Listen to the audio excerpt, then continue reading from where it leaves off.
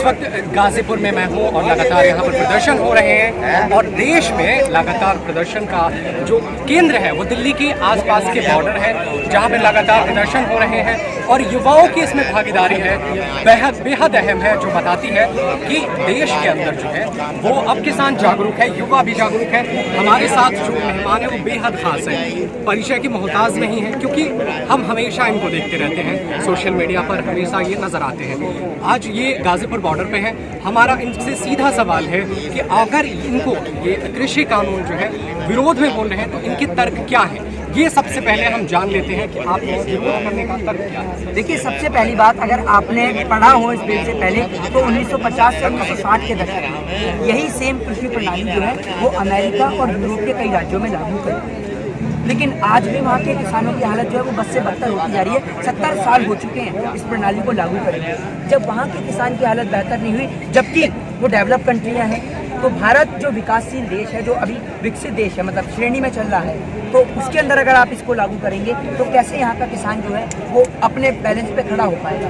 और दूसरी बात, यहाँ के बहुत छोटे छोटे किसान भी हैं, मंझले किसान भी, जिनकी छोटी छोटी भूमि है। फिर आपने कहा कि देश के युवा, देखिए ना मैं देश का किसान हूँ और ना मैंने कभी खेती की, लेकिन मेरा फर्ज है और मेरे देश के हर एक नागरिक का फर्ज है कि हर एक व्यक्ति के घर से कम एक मेंबर तो इस किसान आंदोलन में आकर देश के किसानों को समर्थन देना चाहिए, चाहे वो 10 मिनट के लिए क्यों ना। लेकिन वो कह रहे हैं कि इस कृषि कानून पर विपक्षी है, वो किसानों को बहला फुसला रहे हैं, उनको हाईजैक कर दिया गया है। अलग अलग तर्क हैं जो मैं आपको बता दूं कि मंत्री जो है वो कह रहे हैं कि इसमें नक्सलवादी है, इसमें खालिस्तानी है। इसको आप कैसे देखते हैं? देखिए, एक बात मुझे बताइए, एक वो पिता जो अपने बेटे को सरहद की हिफाजत के लिए भेज रहा है और जब सरहद से उसकी माँ बात करती है फोन पे कि बेटा अब तेरे पिताजी की उम्र हो गई है, अब वो खेती नहीं कर पाते हैं, तो बेटा जल्दी से आ जा, तो वो बेटा अपनी माँ को फ़ोन पे कहता है कि माँ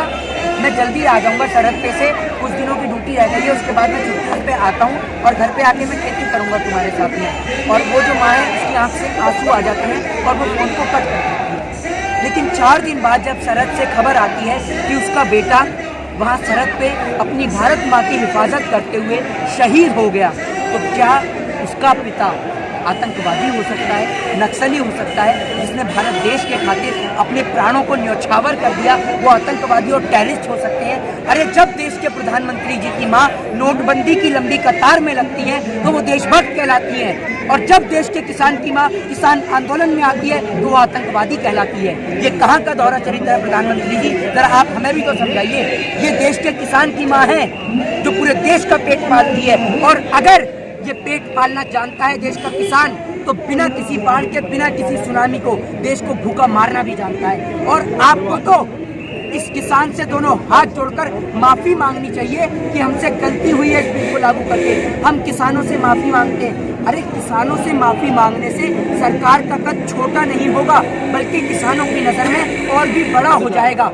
देश के प्रधानमंत्री को देश का किसान एक अच्छी और सम्मानित नज़र से देखेगा, लेकिन देश के प्रधानमंत्री जी अंबानी और अडानी के ब्रांड एम्बेसडर बनने के कारण, उनका प्रचार करने के कारण उनको कुछ दिखाई नहीं दे रहा है। ठीक है, आपकी दलील है कि आप ब्रांड एम्बेसडर बन रहे हैं पूंजीपतियों के, लेकिन मेरा सवाल ये है कि वो कह रहे हैं कि अगर निजीकरण होगा तो खुल जाएंगी मंडियाँ जो है, मतलब कोई कहीं भी जाके बेच सकता है।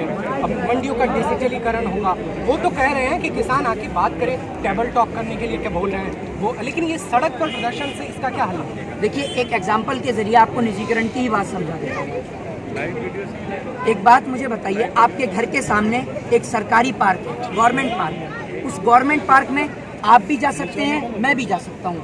अब मुझे एक बात बताइए, अगर उस गवर्नमेंट पार्क को कोई मल्टीनेशनल कंपनी खरीद लेगी तो क्या वो उस पार्क के अंदर आपको और मुझे जाने देगी?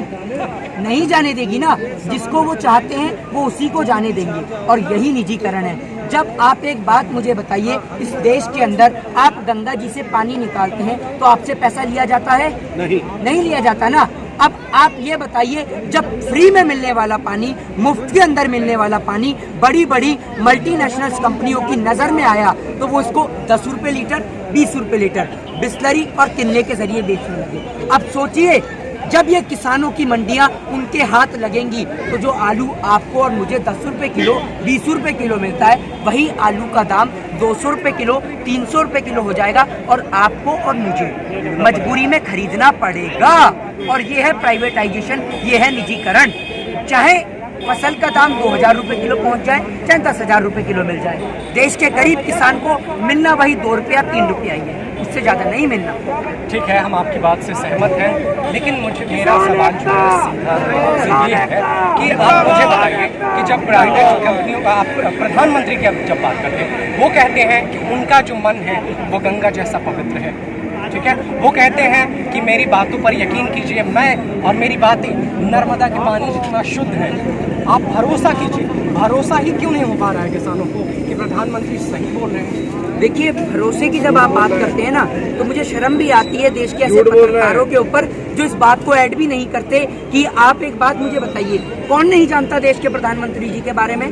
देश के प्रधानमंत्री जी ने इस देश की गरीब जनता, भोली भाली जनता के साथ में जो 100 स्मार्ट सिटी का वादा किया था, जो 2 करोड़ रोजगार का बात किया था, जो किसानों की आय दुगनी करने की बात करी थी, जो 15 लाख की बात करी थी, और कहा था कि नोटबंदी करने से इतना सारा काला धन आ जाएगा कि नोटों का लंबा ढेर लग जाएगा और आप नोटों पे चढ़कर चांद तक पहुंच जाएंगे। अरे आप चांद तक तो दूर की बात, आप पहुंचे चांद तक? क्या पहुंचे आप चांद तक? मुझे तो आप जमीन पे ही खड़े नजर आ रहे हैं। या तो वो नोटबंदी का जो लंबा काले धन का पैसा आया है वो इसलिए नहीं दिखाई देता क्योंकि मोदी जी के पास तो वो 1.5 लाख का चश्मा है। न जाने उनकी आंख में कौन सी कमी है जो उनको देश के किसान दिखाई नहीं देते, 1.5 लाख का चश्मा खरीद के लाते हैं। अरे मोदी जी, आप मुझे बताइए कि आपको देश के किसान को देखने के लिए कितने लाख का चश्मा चाहिए? इस देश की गरीब जनता आपको लाकर देगी, लेकिन आप देश के किसान की ओर तो देखिए।